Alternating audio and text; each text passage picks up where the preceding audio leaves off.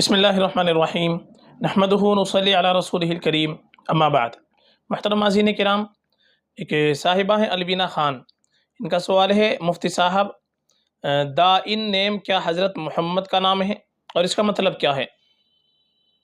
دیکھیے جو نام آپ نے پوچھا ہے دائن نون کے ساتھ آخر میں،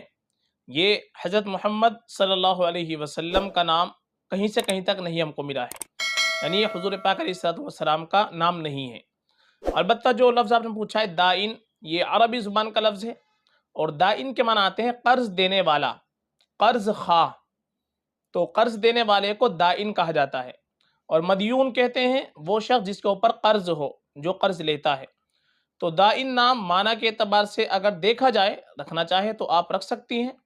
لیکن حضور پاک علیہ السلام کی طرف نسبت کرنا اس کی صحیح نہیں ہے، چونکہ آپ علیہ السلام کا یہ دائن نام ہم کو کہیں سے کہیں تک نہیں مل پایا ہے۔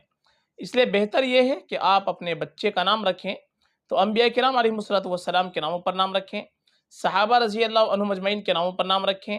جو نیک لوگ گزرے ہیں ان کے ناموں پر نام رکھیں، یہ ہمارے لیے اور بہتر ہوتا ہے، باعث برکت ہوتا ہے۔ چونکہ ماں باپ کے اوپر اولاد کا پہلا حق یہ ہے کہ ماں باپ اپنے بچے کا اچھے سے اچھا نام رکھے، جہاں تک ہو سکے اچھے معنی والا نام ہونا چاہیے، نیک لوگوں کے ناموں پر، نیک ہستیوں کے ناموں پر نام ہونے چاہیے، چونکہ اگر ہم اپنے بچوں کے نام نیک ہستیوں کے ناموں پر رکھیں گے تو انشاءاللہ کچھ نہ کچھ ان کی نیک صفات ہمارے بچے کے اندر پیدا ہوگی۔ دائن نام آپ رکھنا چاہے تو رکھ سکتی ہیں، لیکن حضور پاک علیہ السلام کا نام یہ نہیں ہے، معنی کے اعتبار سے رکھا جا سکتا ہے